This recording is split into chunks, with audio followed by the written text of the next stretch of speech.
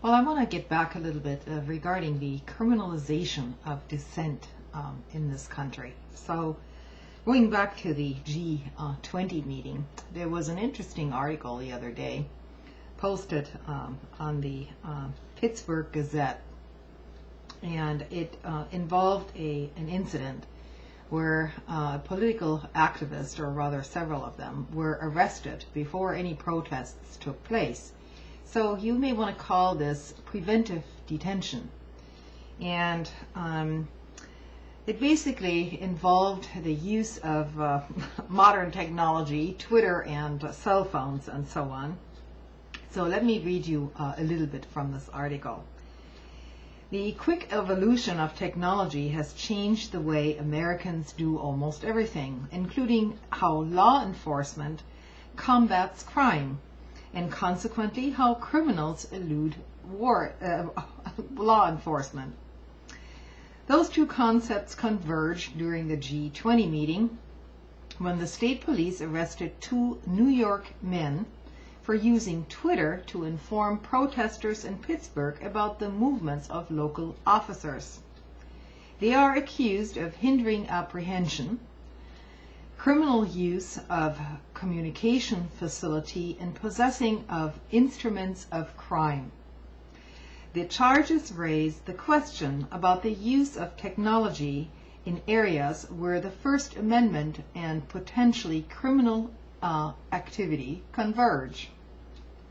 Anyone can tweet, but the truth is sometimes speech can be criminal, John Burkhoff said, a professor at University Pittsburgh School of Law. Evidently it wasn't regarded as criminal in the mainstream press when people in Iran twittered, but you know, that's another story.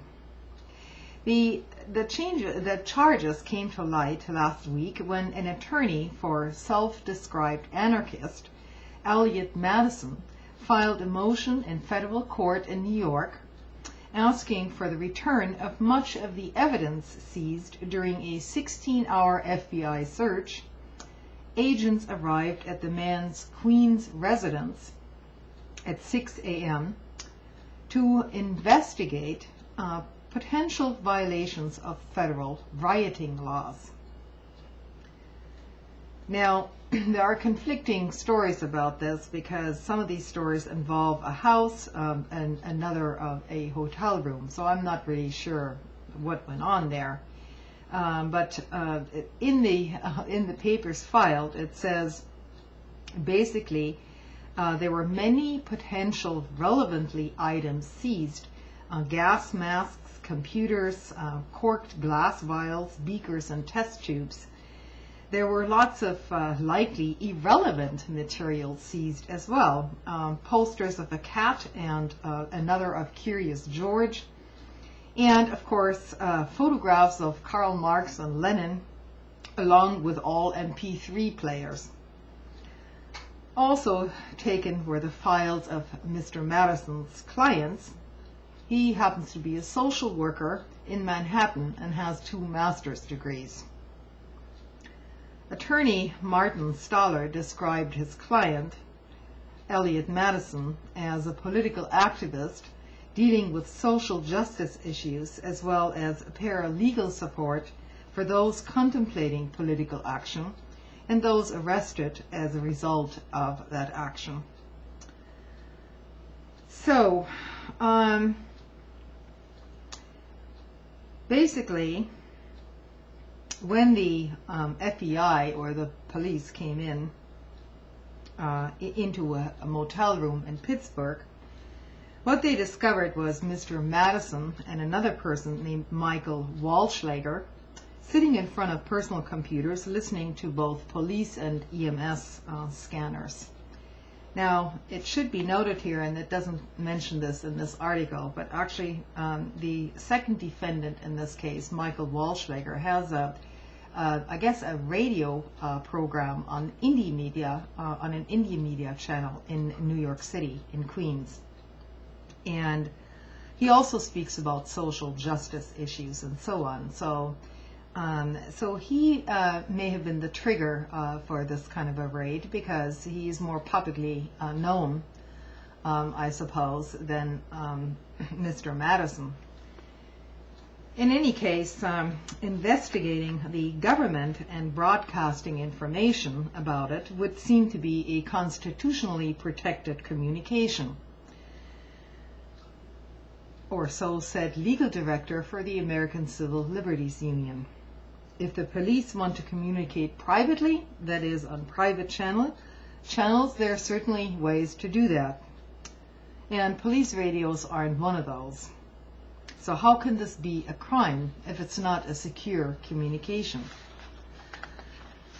But Mr.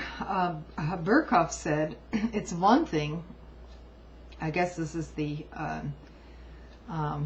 prosecutor in this case, it's one thing to listen to police information and even to share it. It's quite another to provide it to someone who is potentially using it for criminal purposes.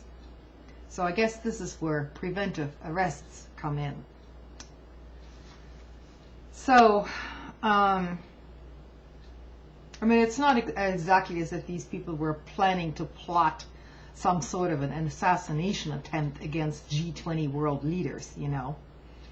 But I guess, you know, if you have 5,000 police officers, or actually it was 12,000 by the latest account, and $250,000 in fancy equipment, then you have to do something with it, which is basically going after amateur ham radio operators and a few talk show hosts in a motel room.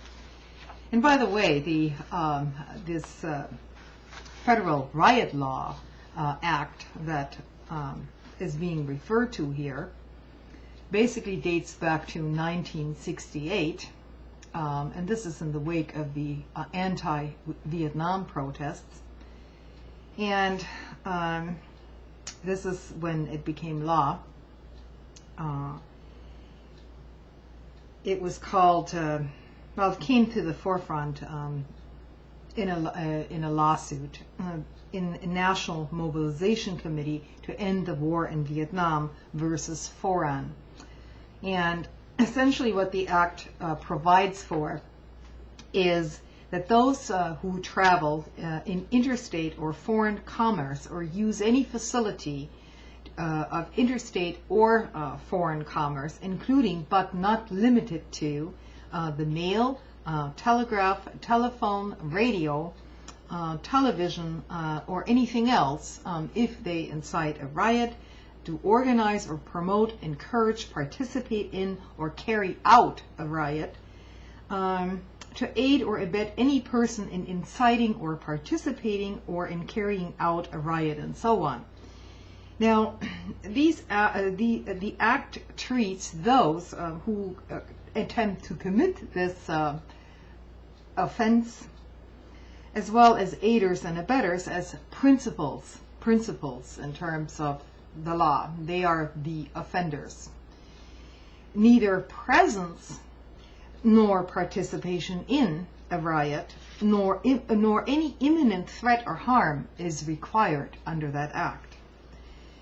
Under the same act, by the way, it is also a federal offense to carry weapons to public protests. Now, for some reason, that law doesn't seem to be enforced when it comes to people carrying weapons in some demonstrations opposing Obama's policies, for instance. Now, this is not a pro or against Obama video. It has something to do with our civil rights. That's what it has to do with. So the law seems to be enforced selectively, I might say. Good night, and thanks for listening.